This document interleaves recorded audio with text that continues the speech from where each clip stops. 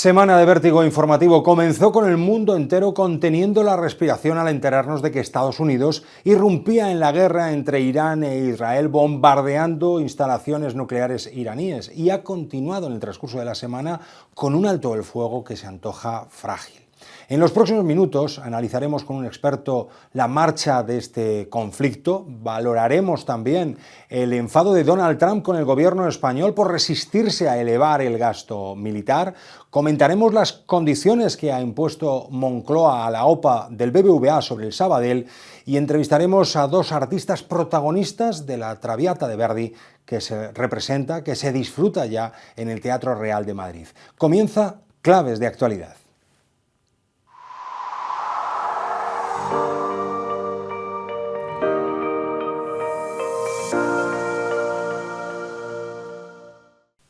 Hola, ¿qué tal? Muy buenas. El gobierno español de Pedro Sánchez se ha quedado solo en la cumbre de la OTAN en el empeño de no destinar el 5% del PIB a seguridad y defensa. Mario Saavedra, periodista internacional del periódico, ¿qué tal? ¿Cómo estás? Muy bien.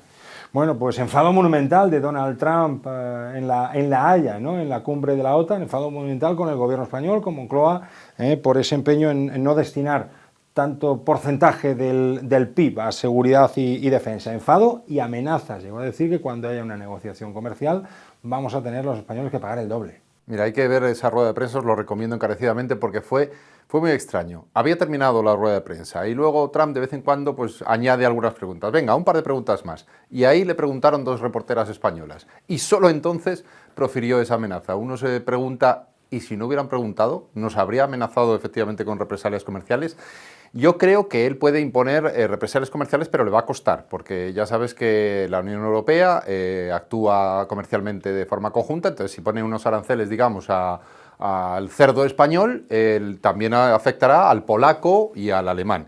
Podría hacer cosas más dirigidas, por ejemplo, a la aceituna, pero hay ya algunos estudios que dicen que eso a lo mejor costaría 1.000 millones de euros. Lo ha dicho Bloomberg, por ejemplo, hoy. Lo que nos ahorramos en dinero público por no llegar a ese 5% es muchísimo más. El 5% del PIB son, ojo, 80.000 millones de euros. Lo que gastamos en sanidad son 99.000 millones de euros. Es muchísimo dinero.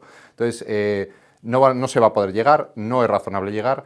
Y esas amenazas de Donald Trump, que además las doró con 4 o 5, me encanta España, es un país maravilloso, pero podría ser que no nos azotara demasiado.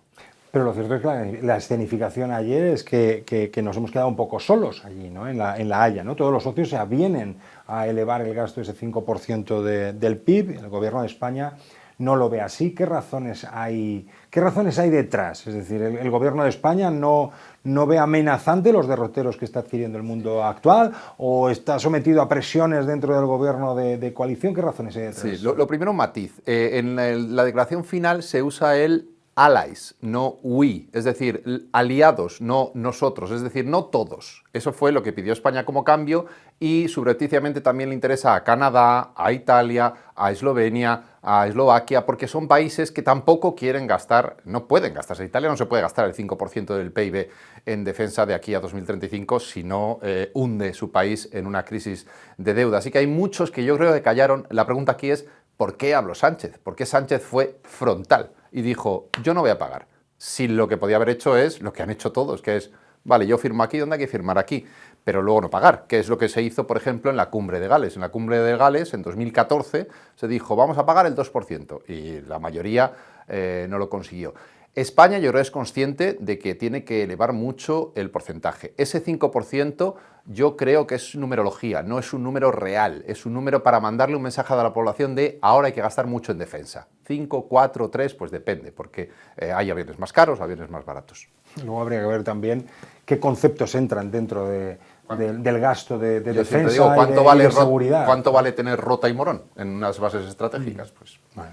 La de La Haya era también una cumbre, una cita importante para tomarle el pulso, para medir el grado de respaldo, de compromiso real de Donald Trump con la OTAN, ¿no? En este segundo mandato en el que ha hecho algunas declaraciones, dejémoslo si quieres, simplemente ambiguas, ¿no? Después de la cumbre de esta semana, podemos pensar que Estados Unidos sigue siendo un socio fiable dentro de la Alianza Atlántica. Los aliados tienen motivos para para la preocupación. Yo a Trump no le dejaría las llaves de mi casa, yo no me fiaría de que vaya a cumplir con el artículo 5. Si Marruecos, digamos, quiere intervenir en Ceuta y Melilla, yo no creo que vaya a bombardear la aviación estadounidense Rabat. Lo que ha ocurrido es que le preguntaron explícitamente a Trump, ¿va a respetar el artículo 5, el de todos para uno y uno para todos? Es decir, si atacan a uno, atacan a todos. Y él ha dicho, bueno, ese artículo es interpretable. Y tiene razón. Es un artículo político, que lo que dice es que si somos tú y yo socios y a ti te atacan, yo debo hacer algo. ¿Pero qué es ese algo? Pues puedo hacer un comunicado lamentándolo o poner toda la carne en el asador. Y ahí es donde han entrado dudas y por lo que Europa ha decidido rearmarse. No es que no tenga armas, 350.000 millones de euros anuales se gasta Europa, Estados Unidos 800.000, es el doble, pero no 10 veces más. Así que tenemos cómo defendernos y lo que queremos hacer es fortalecernos, crear el pilar europeo de la OTAN para no tener que depender para todo de alguien que potencialmente es imprevisible. La necesidad de elevar el gasto ha sido quizá el tema central, ¿no?, en la cumbre de la Haya en esta ocasión, pero también se ha hablado, como no podía ser de otra manera, del apoyo a Ucrania y de la amenaza de Rusia. ¿Crees que conserva la OTAN capacidad de disuasión sobre Rusia? Mi opinión es que absolutamente. Yo soy de la opinión, y creo que la expresó, por ejemplo, recientemente el lituano, el primer ministro lituano, que Rusia ahora no puede atacar a un territorio OTAN o a la Unión Europea o a alguno de esos países. No lo puede hacer porque se ha demostrado que en 3 años ha sido incapaz de conquistar Ucrania, que era un país, digamos, de segunda división en términos armamentísticos. Es verdad que con todo el apoyo logístico y de inteligencia de Estados Unidos. Así que yo creo que sí, Europa conserva íntegra la capacidad de disuasión, pero ha anticipado que el socio atlántico no es fiable y el vecino ruso no es fiable. En ese sándwich lo mejor es prepararse para una guerra que probablemente nunca ocurra, sobre todo si nos rearmamos mucho. Desde que Trump tomó posesión como presidente en su segundo mandato, la verdad es que no dejamos de hablar con él pues, ni una sola semana, vamos, ni un solo día prácticamente, ¿no? Y en los últimos días es noticia también, ha sido protagonista, ¿no?, por la intervención en la guerra que disputan Israel e Irán. Te voy a pedir que te quedes con nosotros porque enseguida nos va a acompañar un experto, toda una autoridad en la materia, con la que, si te parece, hablamos ahora, ¿vale? De acuerdo. Continuamos.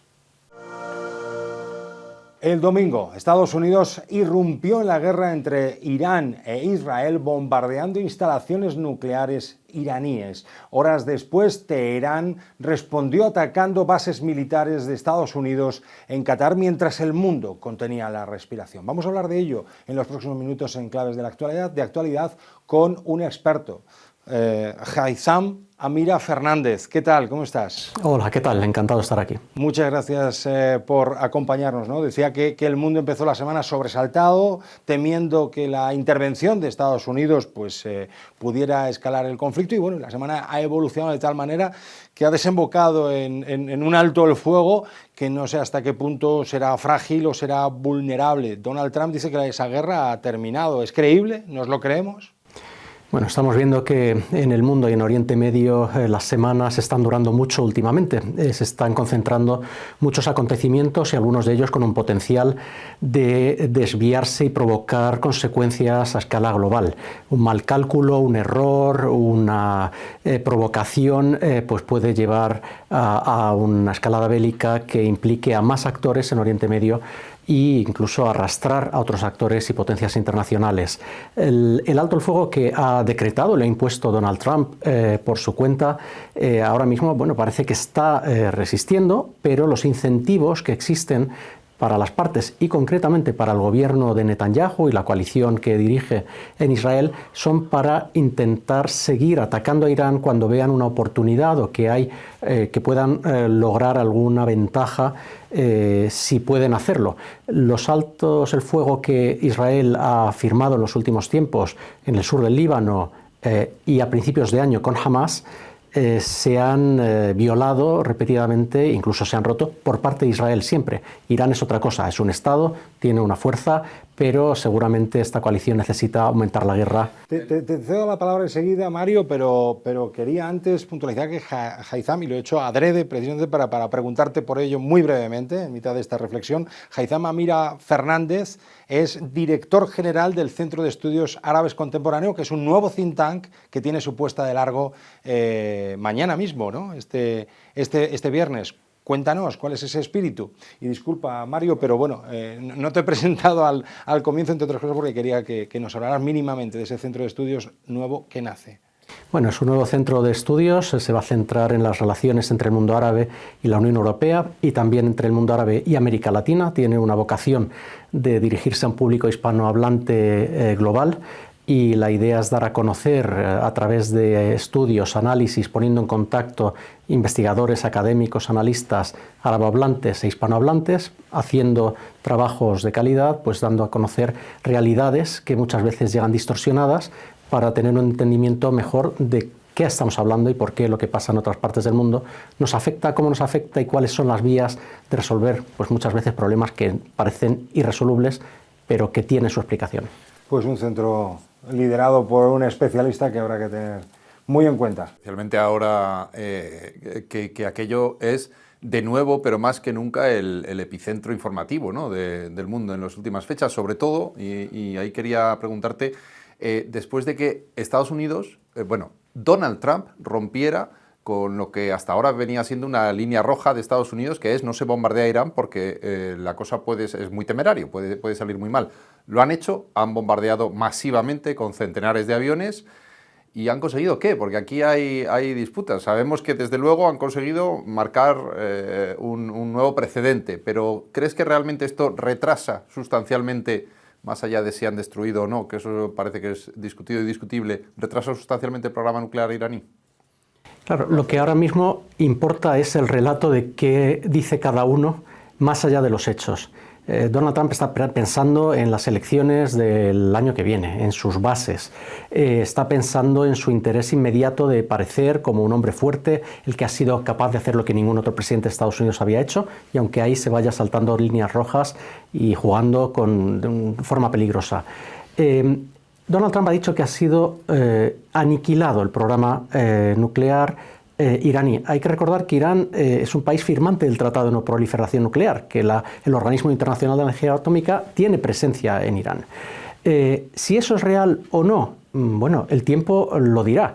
Lo que parece que algunos interesados en que se mantenga el ataque o la posibilidad de volver a bombardear Irán sobre la mesa, están diciendo, bueno, no, realmente no ha quedado destruido del todo, con lo cual hay una duda de que pueden retomarlo en unos meses, en pocos años, y que eso requerirá seguir atacando a Irán. Esto es lo que está diciendo y planteando el gobierno israelí de Netanyahu y sus socios. Muy interesante. Te quería preguntar también un poco desde el punto de vista geopolítico y en este mundo que cada vez tiene menos asideros en el orden internacional, ¿esto tú crees que es como dice Kaja Kallas, un ataque ilegal? ¿Han puesto en duda la Unión Europea que haya sido un ataque legal desde el punto de vista de esa olvidada legalidad internacional? ¿Y qué impacto puede tener en lo que hagan ahora pues, otros gigantes, Rusia, China, etcétera? Bueno, la Unión Europea debería pensarse muy bien si le interesa que se destruya el derecho internacional y un sistema internacional con unas mínimas normas que con sus defectos se cumplen o no se cumplen, porque no es una potencia la Unión Europea, ni ninguno de sus Estados miembros, ni militar y económicamente incluso diríamos cada vez menos. El apoyo incondicional a violaciones flagrantes del derecho internacional humanitario, de las leyes de la guerra, que desde Europa o bien se esté callando cuando se ve lo que ocurre, pienso en Gaza, pienso en el ataque a Irán, o que algunos incluso lo aplaudan, pues al final puede llevar a una Unión Europea donde pues no quede más que un vasallo de uno de los grandes poderes, en este caso sería de Estados Unidos. El ataque a Irán, según el derecho internacional, es un acto de agresión por parte de Israel el día 13 de junio y por parte de Estados Unidos el domingo 22 o 23. Y esto se debe a que no existe la guerra preventiva o el ataque preventivo, salvo que haya una prueba fehaciente, demostrada de que es inminente que vaya a producirse el primer ataque, con lo cual para intentar evitarlo se puede permitir. Los israelíes, perdona que te interrumpa, dicen que, o parte de lo que usan es un informe de la OIEA que dice que había 408 kilos de uranio enriquecido al 60%, que solo tiene uso militar, que los científicos estaban desempolvando los manuales de cómo miniaturizar una bomba nuclear, en fin, que sí que había smoking gun, o pistola humeante, por decirlo así. Bueno, lo dice una potencia nuclear, que es Israel, que no ha firmado el Tratado de No Proliferación Nuclear. Y lo dice además un gobierno encabezado por Netanyahu, que lleva al menos, que yo haya visto, desde el año 93, diciendo que Irán está a pocos meses de conseguir la bomba nuclear. Desde el 93 hasta ahora han pasado mucho más que pocos meses y los iraníes no tienen la bomba nuclear.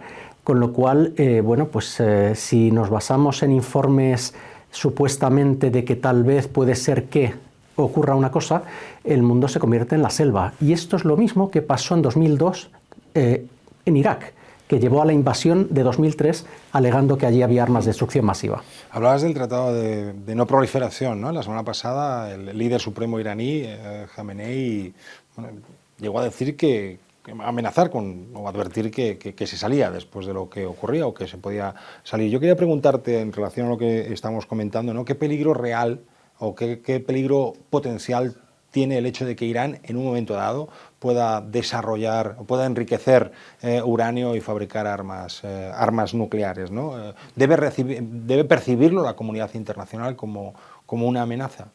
Bueno, yo voy a empezar dándole la vuelta a la pregunta. ¿Qué peligro real representa que un país de Oriente Medio ya tenga armas nucleares? Como Israel. Que es Israel. Pues contestemos a que las dos no preguntas. Que no ha firmado el Tratado de No Proliferación Nuclear, que supone para el resto de vecinos y aquellos estados con los que está enemistado una amenaza. Se habla mucho de la amenaza iraní a Israel, pero claro, desde el punto de vista de los iraníes, la amenaza viene de Israel. Lo ideal, hay varias opciones. Bombardear países para evitar que desarrollen programas nucleares, o permitir que tengan armas nucleares, u otra opción, que está sobre la mesa, pero que no se está hablando de ella, que es crear un área de Oriente Medio libre de armas de destrucción masiva, incluidas las nucleares. Eso sería lo ideal.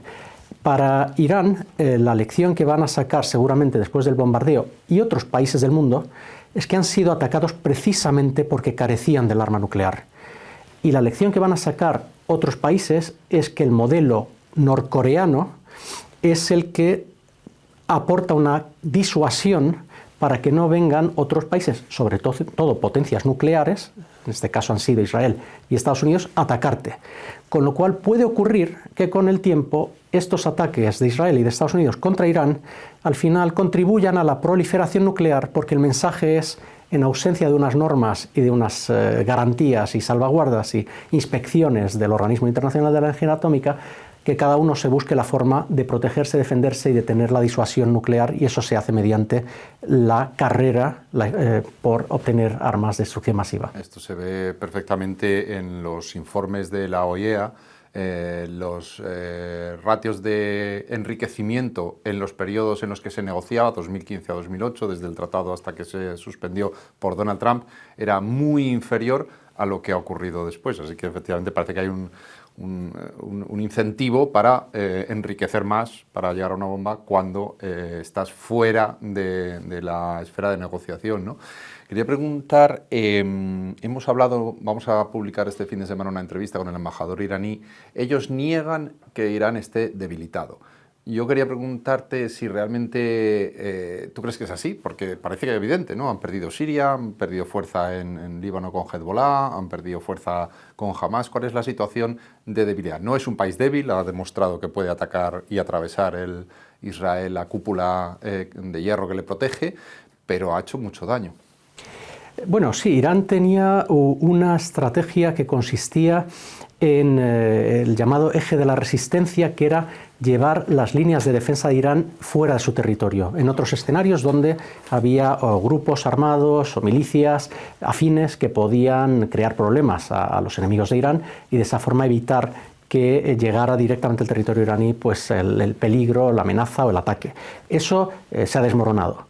Desde el 7 de octubre de 2023, en Hezbollah en el Líbano, Hamas en Palestina, quedan un poco los huthíes en Yemen, y esto lo que hace es que Irán haya perdido esa doctrina de disuasión que tenía. ¿Significa que Irán está vencido? No, evidentemente no. Es un país grande, tiene recursos, han tenido tiempo para prepararse y sobre todo tienen dos factores muy importantes.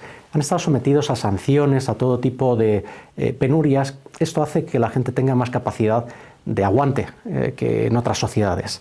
Y por otro lado, también los iraníes tienen un sentimiento de un orgullo nacional muy, muy potente. Esto ir allí y verlo, y ya no solamente por el tema religioso y demás, no, se sienten herederos de un gran imperio y aunque estén en contra del régimen actual que hay de la República Islámica, los ayatolás, muchos iraníes decir, no queremos que nos impongan un cambio de régimen desde fuera por las bombas y al final estar sometidos al dictado de Israel en ese supuesto nuevo Oriente Medio.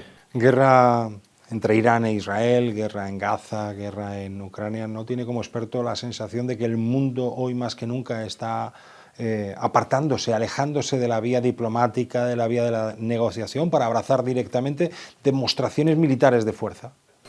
Bueno, parece que vamos hacia eso, ¿no? Que vamos hacia un momento en el que la fuerza es lo que permite imponer la voluntad de los países y que pueden sumarse distintos escenarios regionales de conflictos. Hay una guerra en Europa, se abrió una guerra en Oriente Medio, ojalá no se abra una guerra en Asia, en el mar de China, porque las conexiones de guerras regionales pues, pueden llevar a un escenario que tiene un nombre y ojalá que no se produzca. Haitham Amira Fernández, director general del Centro de Estudios Árabes Contemporáneos, que es un nuevo think tank que nace esta misma semana. Toda la suerte del mundo. Muchas gracias, un placer haber estado aquí. Con ese nuevo proyecto lo seguiremos, desde luego, y muchas gracias por acompañarnos. Muchas gracias también, Mario, por estar aquí. Continuamos. Vamos ahora con otro asunto relevante de la semana, la OPA del BBVA sobre el Sabadell. Ya se ha pronunciado, por fin, el gobierno de Pedro Sánchez. Me acompaña Juan Carlos Lozano, jefe de especiales y redes de activos. ¿Qué tal? ¿Cómo estás? ¿Qué tal? Buenos días, Armando. Muy bien. Bueno, pues ya hay respuesta del gobierno. El Consejo de Ministros autoriza la OPA, pero pone condiciones muy duras, ¿no? Entre ellas que se mantengan durante mínimo 3 años, o entre 3 y 5 años, como entidades jurídicas separadas, con patrimonio separado también y con una gestión, digamos, autónoma, ¿no? Con autonomía en la gestión. ¿Cómo interpretas? Hombre, hay que interpretarlo, creo yo, desde un punto de vista técnico y desde un punto de vista político, ¿no? Desde un punto de vista técnico, está claro que endurece la operación considerablemente, ¿no? Porque prohíbe la fusión, prohíbe que ambas entidades se puedan fusionar durante 3 años ampliables a otros 2 años. Bueno, eso en primer lugar le resta atractivo a la operación para el BBV, ¿no? No poder contar no poder introducir en una fusión por absorción al Sabadell le resta atractivo a la operación, le resta la posibilidad de hacer sinergias que el propio BBV había estimado en 850 millones anuales. Entonces, desde el punto de vista técnico, la complica mucho, la entorpece, que yo creo que es una opinión, claro, es uno de los objetivos del gobierno. ¿Por qué? Porque el análisis político lo que dice es que hay que tener en cuenta que la operación no solo tenía en contra al gobierno, como dijeron, sino a todos los socios del gobierno, especialmente a sus muy relevantes socios catalanes, al PSC, a su partido en Cataluña, y a partidos como Junts, RC, que están radicalmente en contra de que se haga esa operación. Claro, ¿no? Porque las voces más críticas lo que vienen a decir es que hay una parte importante de boicot, de injerencia, y algunas voces, especialmente desde el gobierno de la Comunidad de Madrid, abiertamente hablan de peaje al independentismo. Eso además, ¿no? Bueno, yo no sé si es una cuestión de peaje al independentismo, eso también es una declaración muy política, pero lo que sí sé, o lo que sí creo, es que efectivamente es una injerencia muy poco vista en asuntos que deberían solventarse entre 2 entidades privadas y según las normas del mercado, que ya dictó en su momento la Comisión de la Competencia, ¿no? El BBVA y el Sabadell son 2 entidades de carácter privado y a mí me chirría que en este tipo de operaciones el gobierno introduzca otros elementos que puedan distorsionar la operativa. Y bueno, pues en este punto en el que nos encontramos, la gran pregunta probablemente sea, Juan Carlos, ¿no? ¿Qué va a hacer el BBVA, ¿no? ¿Seguirá adelante? ¿Desistirá? ¿Cuáles son las opciones que puede estar estudiando, ¿no? Y bueno, ¿qué se dice en los mentideros de la información económica? Como bien dices, las opciones se reducen a dos, ¿no? Seguir o desistir. Si tuviéramos que hacer una apuesta o mirar, como dices, en los mentideros de la información económica, yo creo que ahora mismo está más inclinado el fiel de la balanza hacia seguir adelante. Seguramente con retoques, ¿vale? Como por ejemplo subir el precio de la acción o el precio de la oferta que le puede hacer a los accionistas, ¿no? Pero eso es un poco por donde se inclina, sobre todo porque desistir en el caso del BBV traería más consecuencias, ¿no? Es que en este caso sería la segunda ocasión en la que el equipo de Carlos Torres fracasa en una operación de absorción del Sabadell, ¿no? Y yo creo que eso el mercado difícilmente lo perdonaría, ¿no? Lo mencionabas, ¿no? Pero es muy posible que en estas circunstancias se le aboque al BBVA a mejorar la oferta, ¿no? Yo creo que sí. Yo creo que, entre comillas, es una de las opciones más, si el BBV decide seguir adelante con la operación, es una de las opciones más razonables. Primero porque la bolsa está recogiendo que la famosa prima que ofreció el BBVA en su momento ya no existe, ¿no? Ese mayor valor que tenía la acción del BBV. Y segundo porque el Sabadell, como una de sus estrategias de defensa, lo que ha hecho ha sido aumentar el pago de dividendos con mucha fuerza, ¿no? Entonces, pues yo creo que al final el BBV, la lógica económica diría que o mejora la oferta o lo va a tener difícil. Va a tener difícil que los accionistas del Sabadell acudieran a esa oferta. Y decíamos, Juan Carlos, que el BBVA ahora pues puede seguir adelante, puede decidir seguir adelante o puede decidir desistir, pero también puede decidir acudir a los tribunales en España y en la Unión Europea. Efectivamente, esa opción está encima de la mesa, esa opción ha estado desde el primer momento encima de la mesa, pero está por ver lo que hace. Bueno, es que en el caso de seguir adelante es muy complicado que al mismo tiempo, o yo creo que es muy complicado que al mismo tiempo, perdón, intenten poner en marcha un proceso de tipo judicial, ¿no? Un litigio, ¿no? En el caso de desistir, podría ser más factible, ¿no?, que eso ocurriera. Vamos a ver, eso sí que es una incógnita también de toda esta operación. Bueno, se suponía que esta semana íbamos a conocer el desenlace de todo un culebrón. Igual ante lo que estamos es ante el prólogo de un culebrón que puede estar aún por venir, ¿no? Veremos. Sí, yo creo que sí. Esto es una serpiente de verano, como se decía antes, ¿no? Y puede que solo haya hecho más que empezar, aunque yo tengo la sensación de que el BBV no quiere alargar demasiado la incógnita. Tengo la sensación de que esta incógnita se puede desvelar en cuestión de días. Gracias por tu análisis, Juan Carlos. Hasta otra. Hasta cuando quieras. Muchas gracias. Continuamos.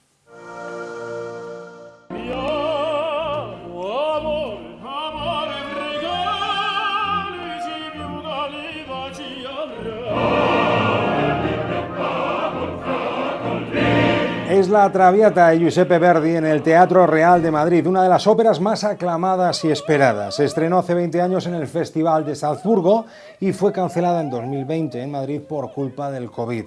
Un lujo disfrutar de ella estos días en el Coliseo madrileño.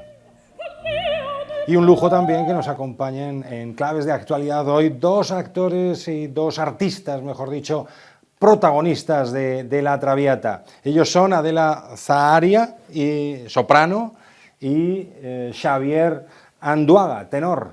Muchas gracias por acompañarnos. ¿Qué tal estáis? Pues muy bien, muy contento. Muy bien, gracias. Adela, empezamos por ti. Sí. Bueno, ¿cómo fue el estreno de esta obra, que es una de las obras favoritas del público? ¿Cómo os ha recibido Madrid? Pues yo creo que el público esperaba, tenía muchas ganas por esta producción, especialmente porque estaba cancelada en 2020 y ahora hay una energía fantástica y la gente está siempre escribiendo sus social media y todo, que quieren venir, quieren verla, quieren escucharla y va a ser un mes fantástico en el Teatro Real. Había muchas ganas, como decías, de ver La Traviata de Verdi en el Teatro Real de Madrid. Lo decía antes, lo mencionaba también Adela, no se pudo estrenar en el año 2020 por parte de la Ópera Nacional Holandesa. Ahora llega con muchas ganas. ¿Qué es lo que tiene de especial este montaje, Xavier? Es un montaje en el que ninguno de los personajes para. Estamos todo el rato activos, no hay un momento en el que hay alguien parado. Yo creo que es algo que es muy atractivo, que normalmente estamos acostumbrados a ver, sobre todo producciones clásicas de La Traviata, en las que los personajes están más, digamos, más parados, cantan su parte y se van, y entran y cantan el dueto juntos y se van. Aquí no. Aquí es un todo desde el principio hasta el fin, en el que tanto actores como cantantes y coro están actuando todo el rato, y yo creo que eso es muy atractivo para el público. Es una producción que dirige Willy Decker. Nuestro jefe de cultura, Jacobo de Arce, ha dejado por escrito que tiene el montaje pues una dramaturgia poderosísima. ¿En qué se nota el sello, la mano de Willy Decker? Yo creo que la producción, aunque tiene 20 años ahora, es muy fresca, muy contemporánea, y habla muy bien a todos nosotros de todas estas ideas de la ópera, de La Traviata, las ideas que son actuales ahora como estaban al estreno, how do you say? World premiere. Sí. El estreno anterior. Sí. Y creo que se ve también la escuela alemana de Willy Decker por el minimalismo, pero creo que es especialmente por este minimalismo que todos los sentimientos son más fuertes. Y la gente puede ver y sentir todo lo que los personajes viven mucho más claro y mucho más cercano. Los protagonistas de La Traviata, ¿no?, que está basada en la Dama de las Camelias de Alejandro Dumas hijo, son Violeta y Alfredo, ¿no? Adela, tú interpretas a Violeta, si no me equivoco, y tú, Xavier, a Alfredo, ¿no? Menuda responsabilidad, ¿no? ¿Qué significa este trabajo en vuestras carreras? Me dirijo a los dos, quien quiera primero. Pues por mi tipo de voz y por mi repertorio, cantar Violeta es uno de los más importantes papeles. Y como Xavier decía también, es un papel dificilísimo porque estoy en el escenario casi toda la cera, toda la función, y se canta mucho, se mueve mucho, y también las emociones son muy intensas. Y por esto yo personalmente tengo que tener siempre un poquito de cuidado por no, how do you say, to not get lost in Para no perderse, ¿no? Sí, porque todo es tan intenso y tan dramático que es muy fácil olvidarte que tienes 2 horas más de cantar. Y por esto siempre cuando estoy haciendo Violeta, cuando estoy cantando Violeta, es muy importante para mí. Tengo que pensar siempre en estar en buena forma. Pero es emocionante, ¿no? Es emocionante. Es muy emocionante. ¿Cómo vive uno el momento? Es una de lo más emocionante que pueden cantar y ver. Yo, en cambio, Alfredo siempre es un papel que se ha dicho que es muy ingrato, que no es bueno para el tenor, que es como muy pobre, pero yo creo que no es verdad. Creo que es una producción que ayuda a que no lo sea, a que no sea pobre, y encima yo creo que todo lo que canta Alfredo es una música preciosa, todos los duetos con ella, el aria. En esta ocasión, además, el público va a poder ver un aria muy diferente, porque si ya hemos dicho que los personajes no paran en ningún momento, en el aria no para de correr. Entonces no para de correr, y cantar ese aria tan complicada con la cabaleta en esas condiciones, pues es un reto que yo creo que si eres tenor pues te tienen que gustar los retos, y ahí estamos. O sea que sí, muy contento, y yo creo que Alfredo es una parte importante de mi carrera, y ha llegado en el momento en el que me siento capacitado para hacerlo. Y mira, yo lo digo de experiencia. Puedes estar la más buena, la más fantástica Violeta del mundo, si no tienes un Alfredo que es bueno como cantante y como actor, toda la función va a estar una pesadilla. Así qué bonito, Alfredo dicho, no es poca cosa. Sí. Eso es una compañera. Para que luego digan que hay divos y que hay... Es todo mentira. ¿Y por qué creéis? ¿Por qué creéis que la historia de amor de Violeta y de Alfredo pues sigue conectando con el público de hoy, ¿no? Esos Marguerite Gautier y Armando Duval en la Dama de las Camelias. ¿Por qué sigue conectando? ¿Por qué sigue cautivando? ¿Por qué sigue siendo emocionante para el público? Porque hay verdad. Y donde hay verdad engancha. Como por ejemplo en el aria o en los duetos, cuando ellos realmente están solos y no hay nadie más, que es donde realmente se ve el amor verdadero, y yo creo que a eso le engancha a cualquier persona, en una película, en un teatro, en una ópera, y en este caso es de verdad. Yo creo que es una de las partes que Yo enganchan. creo que por esto la ópera es siempre muy actual, porque está siempre hablando de los sentimientos y de qué pasa en la vida de una persona, que son iguales ahora como estaban 300 años ago. Sí. Y por esto creo que toda la gente cuando viene a escuchar Traviata o cualquier ópera siente todo lo que nosotros sentimos, porque los sentimientos son los mismos. Los problemas en la vida son los mismos. ¿Y cómo es la Violeta que recrea Adela en su cabeza, ¿no? para interpretar el personaje? Porque ella es ella es apasionada, Muy ella es apasionada, valiente, ella sí. es capaz de un amor profundo. ¿Cómo se la imagina Adela cuando tiene que hacer ese ejercicio que es digno de admiración para todos? Pues por mí Violeta tiene uno de los más fuertes sentimientos, y sentimientos que cubren de la más alta exuberancia. Exuberancia. Ok, no sabía si es una palabra en español. Bueno, voy a ver qué es lo que quieres exactamente decir, pero exuberancia encaja. Cubre todo de esto, y el más grande amor y la más grande felicidad, hasta la más baja desesperación. Sí. Y creo que esto es lo fascinante, y todo lo vive porque sabe que no tiene mucho tiempo en esta tierra, no le queda mucho tiempo, y por esto todo lo que vive es 10 más intenso. Y por mí, yo estoy siempre probando de hacer una Violeta tan real como posible, pero también ella es muy salvaje porque es como, how to say, like a hurt animal. Un animal herido. Herido. Sí, es como un animal herido, y Por amor. tiene que de la vida, de la vida. Toda su vida. Y por esto ella es acostumbrada solo sobrevivir, siempre. Y cuando encuentra este momento de tranquilidad, de paz, de amor, verdad en su vida, es algo que... Dura y jamás- sensible a la vez. Perdón. Dura y sensible a la vez. Sí.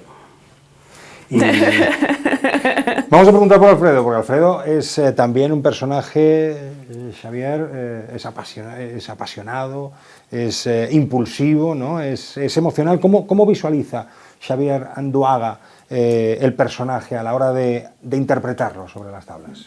Yo pienso que es un personaje joven, que no tiene mucha madurez y que le lleva a los celos que le llevan en cuanto ve a Violeta, que no le hace caso, aunque él no sabe por qué es. Y la impulsividad que tiene con su padre también cuando ve lo que ha hecho él y no dejarle creer en el amor, es lo que para mí demuestra que es un personaje joven, lleno de amor, lleno de vitalidad, pero también pues demasiado impulsivo, que le lleva a momentos de violencia con Violeta que yo nunca lo podría hacer, pero que realmente llego hasta a entender por qué Alfredo es así, porque realmente no sabe lo que está haciendo, solo quiere vivir el amor con ella y no le dejan. Entonces, pues entiendo su impulsividad. Un poquito inmaduro emocional, ¿no? Un poco inmaduro. Sí, totalmente, es lo primero que he dicho, es un poco inmaduro, y por eso pues todo lo que hace, él cree que lo hace por amor, pero al final pues es que no es por amor, es violento y puro, y punto. Qué ganas de ver la Traviata, ¿no? Digo, además de Willy Decker y de un elenco de intérpretes, del que vosotros sois dos magníficos representantes, el montaje cuenta también con fantásticos profesionales en la dirección y en la producción, ¿no? Algunos nombres de verdadero prestigio, ¿no? Henrik Nana, sí, tengo aquí apuntado, en la dirección musical, Wolfgang Buschmann en la escenografía, ¿no? El equipo hace la fuerza en este caso. Claro. Siempre. No existe una buena producción sin un buen director, sin un buen coro, sin unos buenos técnicos, es que es vital. O sea, Ópera es siempre un trabajo de equipo. Es un equipo. Sí. ¿Tenías mucho miedo de hablar en español?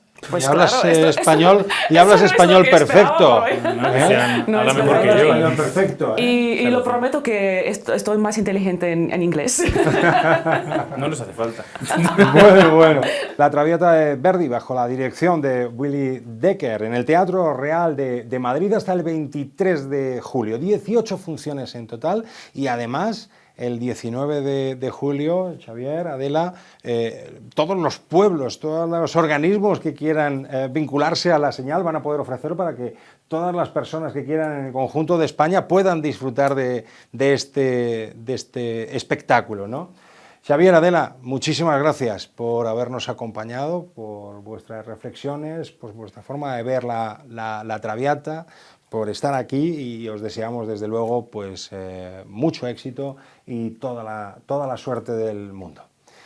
Aquí ponemos el broche, el punto y final a Claves de Actualidad. Muchas gracias por acompañarnos, gracias por estar ahí, sean felices.